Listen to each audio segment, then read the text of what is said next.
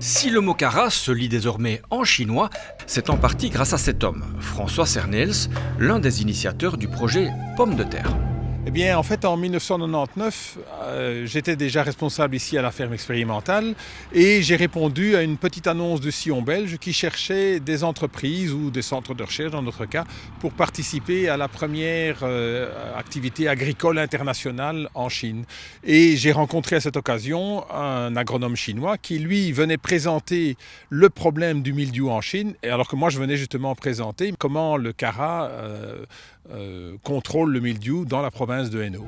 La lutte contre le mildiou passe d'abord par ces petites stations météo. Ça, c'est l'outil de mesure de départ qui va nous permettre de mesurer la température, la pluviométrie, l'humidité relative, mais ce n'est que un des éléments, l'élément probablement le plus important, et c'est celui que nous avons vraiment aidé les Chinois à adapter, c'est le savoir-faire technique des agronomes de terrain qui doivent aller vérifier dans les champs de pommes de terre ce qui se passe et détecter l'apparition de la maladie. Chemin faisant, le projet a pris de l'ampleur. 40 stations installées en Wallonie, 400 dans l'Empire du Milieu. Dans sa longue marche, François Cernels est désormais accompagné de 2 jeunes diplômés.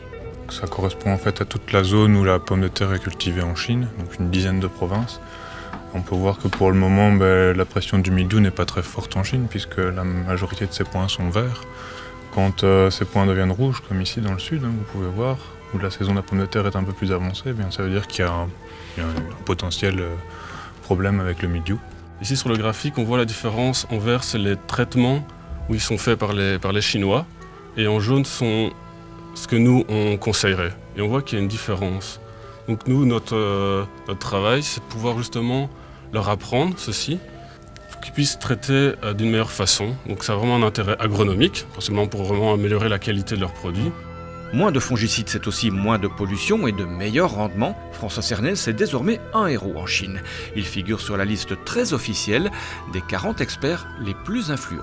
C'est pas moi qui ai fait ça tout seul, donc c'est l'équipe évidemment du Cara ici, donc l'équipe Pommes de terre qui, avec au point de départ Christian Ducatillon qui a fait ça tout seul en lançant les premiers avertissements Pommes de terre fin des années 70.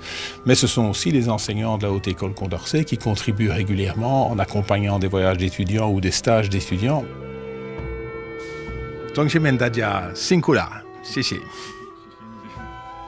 Voilà, donc en fait je leur ai dit, chers collègues, je vous remercie tous beaucoup.